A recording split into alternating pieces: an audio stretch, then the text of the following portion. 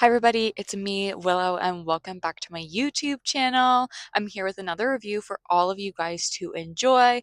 Today we will be breaking down episode 7 of season 1 of The Testaments. I can't believe we are already episode 7. We are 2 episodes away from finishing. I can't believe the season is about to wrap up. Before we get into the review, you guys can tell I'm not in my normal spot. I apologize for being in my car and for the little lights in the background. That's construction. So I'm very sorry about that, but I had to get this review out for you guys. And I'm not currently home, but I wanted to get this out. And I'm sorry for like the shadow and stuff. It's not the best quality of video, but hopefully you guys can still enjoy my breakdown of the Testaments episode 7. I can't believe it. Give me some love, give me a subscribe, and hit the post notification button if you want to see more Testament breakdowns for episode 8 and episode 9 going forward. And also season 2, fingers crossed we're going to get that announcement any day now. I'm also breaking down Euphoria season 3, so you don't want to miss those breakdowns as we get into the second half of the season, and we're about to wrap the whole series up. So if you're following and you have post notifications turned on, you'll never miss out on a video when I post it. Also, give me a follow on all my social media platforms. You can find me at Willow D Steele. All right, let's dive into this episode. Personally, I thought this one was a little bit weaker than the past episodes. I still enjoyed it. I thought it was nice to get to learn a little bit more about Daisy and how she became a part of Mayday. Like, there's been a lot of questions about Daisy and her background, who her parents are, and how she got into Mayday. Did she do it herself? Did somebody come and get her, like June said? So lots of questions, and we get most of those answered in this episode, and we get even more questions about it. So we start with, I believe his name is Sam, if I'm correct. I didn't double check, but I have in my notes Sam on Radio Boston. So we get to hear the actor's voice who was in season 1. He was an American, but like working for, like, in the or working in Canada, kind of getting Serena to Hawaii, and he was kind of like an American representative. So that was his voice. I'm pretty sure it sounded very familiar to him. I know that actor from Parenthood very well and from The Handmaid's Tale, but I believe that was his voice. Correct me if I'm wrong, but I'm pretty sure it was his. We get to hear Daisy kind of like waiting and nobody's coming for her. So she's really worried about that because of the attacks on Mayday. It's just not safe for them to come in and try and extricate her. So we get a lot of Daisy this episode. We get to do some flashbacks of her back in the diner with June leaving her there, and then she stays all day waiting for somebody to come. She gets kicked out by the waitress as she closes up, and it turns out the waitress is a part of Mayday, and it was all a test to see if she was strong enough to wait it out. They transfer to a second location, and we get the return of Rita, which I loved because I heavily remember her from season 1, season 2 of The Handmaid's Tale, which are the seasons I personally watched. I didn't really watch much past season 2 just because I found it really difficult to watch.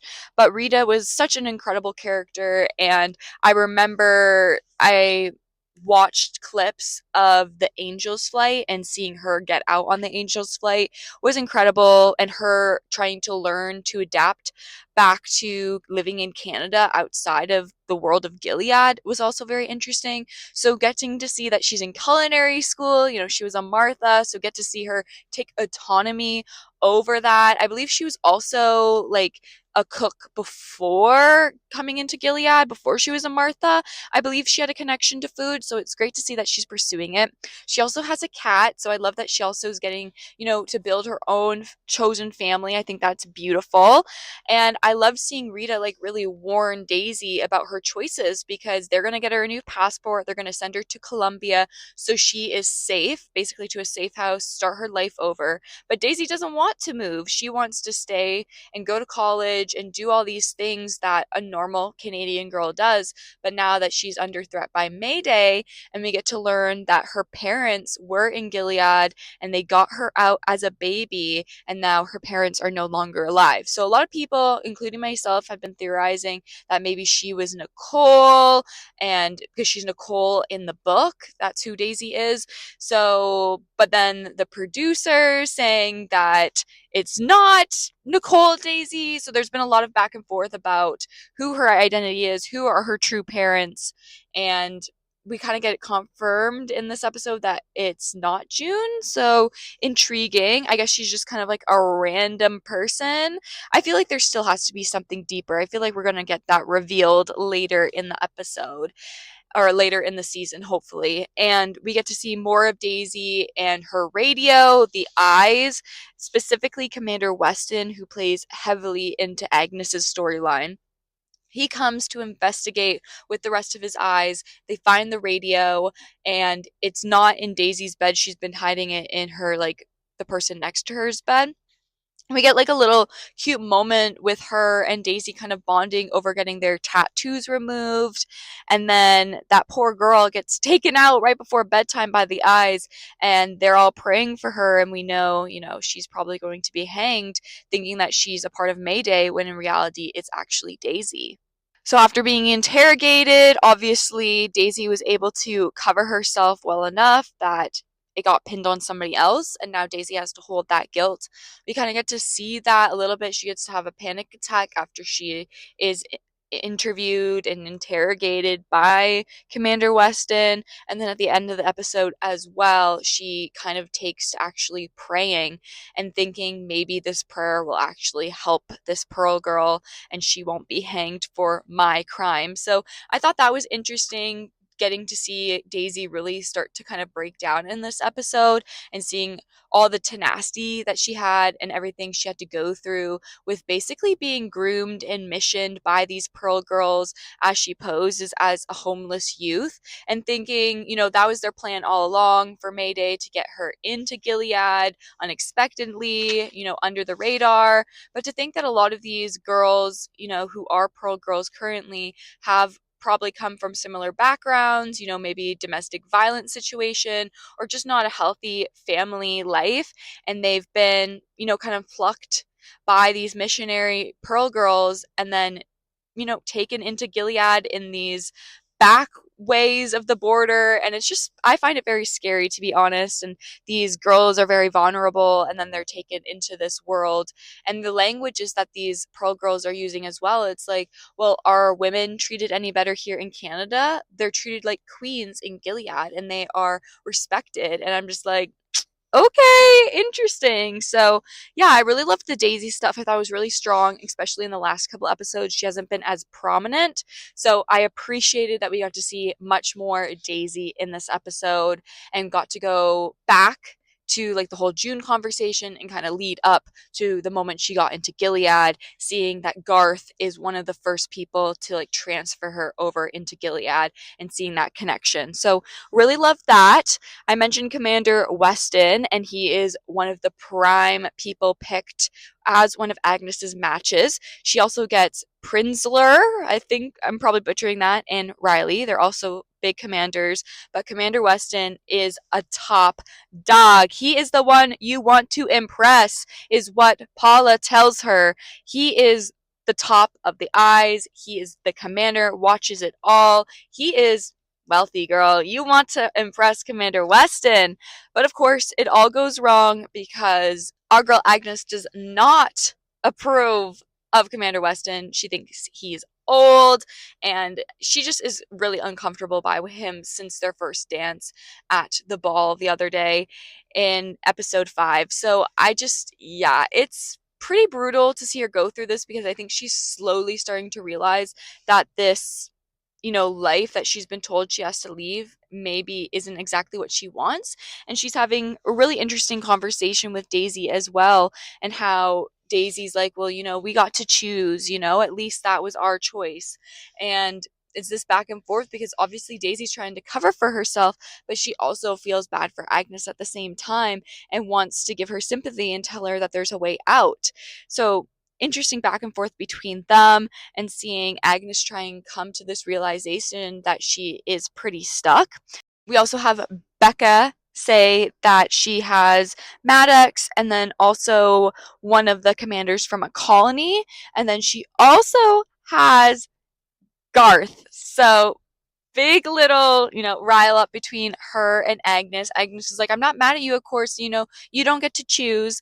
But I feel bad for Becca because I feel like this is her one chance where she could marry, a respectable man. Maybe he doesn't seem he's that respectable because he's young and doesn't really have a house, he doesn't have status or much material wealth, but he would, I would hope, treat her well. And if he is a part of Mayday, he could get her out, and I feel like that would be such a better future that I would want for Becca than what she's saying. I want to jump off a cliff, I wish I was not here. And she thought that her and Agnes were the same, and she's starting to realize that they're anything but the same. They're completely different.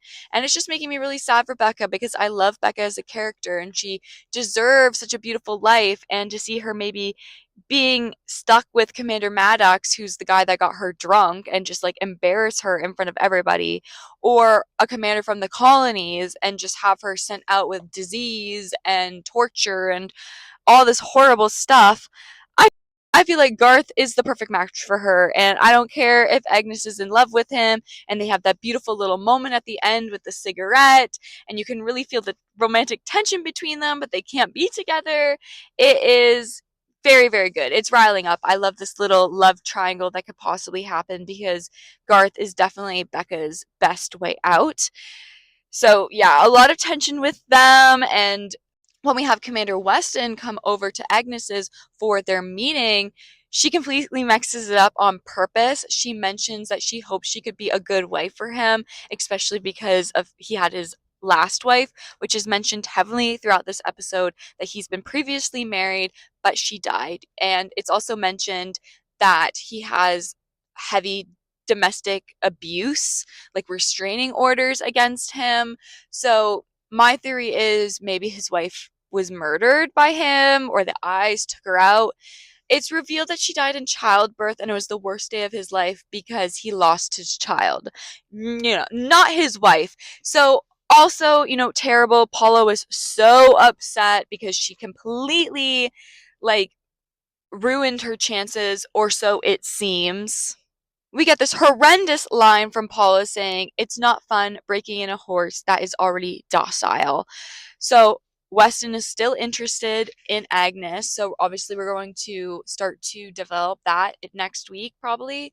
And I wonder if we're going to have a wedding in episode 9. Maybe if it's not Agnes's, but some other girl's wedding. So yeah, it was pretty intense this episode with the Weston, with Becca, with Daisy, with Agnes, all of these reveals and conclusions kind of coming together, with revealing more about Daisy and also the missionaries. Like, I just found that so creepy and so predatory how they're preying on these youths and offering them to come to their hotel room to let them shower, let them have a good meal, something better than what they're giving out at the homeless shelters, let them clean their clothes, let them watch some TV, and then when they're in this vulnerable situation before they're about to leave, kind of entrap them in this prayer circle. And then, like, what are you thinking about your future? You should come to Gilead. And then they're like, well, what are my only options? Living back out on the streets of Toronto or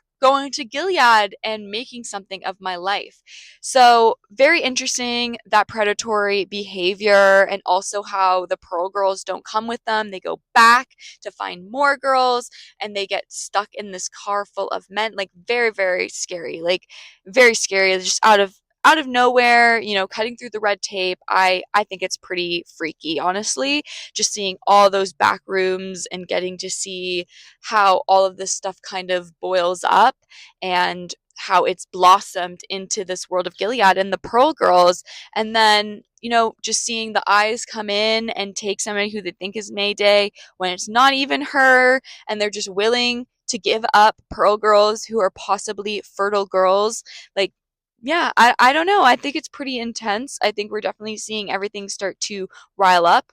Compared to last week, definitely not the same intensity, but it's definitely, I feel like, starting to dawn on a lot of these girls that, their future is being set for them. They're being put into the blue wife dresses. Their teenage years are past. They are adults, they're wives, they're ready to be mothers. women to bear children. It's really intense, honestly, as a 25-year-old, and seeing these depicted, probably about maybe like 13, at least under the age of 16, it's scary. And also kind of like the whole language of fertility, and how we have the conversation with Daisy and June and Rita and Lydia, I believe was the waitress's name, and seeing how they ask her, "Are you fruitful? And do you have your period?" And they say, and Daisy said, "No, I don't have my period. Nobody gets their period. Only one girl does." And I feel like that's kind of a Chekhov's gun, that our girl Daisy's going to get her period by the end of the season, and she's going to become a plum. So, or I guess actually a green, if she ends up getting her menstrual cycle. So, yeah, pretty intense. I feel like I am very excited for the penultimate episode next week. I think a lot's probably going to go down. I'm hoping for a little bit more of Garth and Becca, and see maybe if they get, matched together. There was no Aunt Lydia in this episode too, after a really heavy Aunt Lydia episode. So I hope Aunt Lydia returns next episode. We got a bit of Aunt Vidalia during the whole Mayday Pearl Girl scene when they are extracting the girl. Aunt Vidalia's there to see it over. And you can definitely see she's a little bit affected, but I feel like this world has just grinded her down so much. And a lot of the other girls, similar to Agnes, I feel like she's also kind of grinded down at this moment, where she's like, this is not what I want. Like, coming to the realization that this is actually really scary, especially after everything that happened with Dr. Grove. I think she's just realizing, man, this isn't the happy lolly da life that I thought I was going to have. Like, I'm not even going to have my Martha possibly anymore. Like, maybe I'll get her as a gift for my wedding, but maybe I'll have to start all over. It's daunting, She's gonna have to run a household, and she's so young. So yeah, I'm looking forward to the next couple episodes. I feel like a lot of interesting stuff happened here. I feel like this wasn't, I don't think it was a filler episode. I don't think it was like an action episode. It was a lot of information episode, like building up the information that we are lacking, that we need for these final two episodes to make them strong. So I'm really excited. Let me know what you guys thought about episode 7 down below. I'd love to hear all your guys' thoughts. Really, really starting to rile up. Really, oh my goodness. I am so excited for episode 8, episode 7. If you guys are subscribed and have the post notifications turned on, you won't miss out on those reviews coming forward. And I also post film reviews, festival content, pop culture content, awards predictions, all that good stuff. So if you're subscribed, have post notifications on, you won't miss out in the future whenever I post. I'm also on Instagram, TikTok, the Awards Expert app, Letterboxd, and Serialized, all at Willow D. Steele. So if you give me a follow over there, I'm very, very grateful for all the engagement and support, as it really helps to push me out into the algorithm so I can make other friends, and build this community of cinema loving people. So thank you so much for all your kind support. I'm so grateful for it. And I'm going to see you guys next week for episode 8 of The Testament season 1. Thank you guys so much. And until the next one, remember to keep getting lost in cinema. Bye.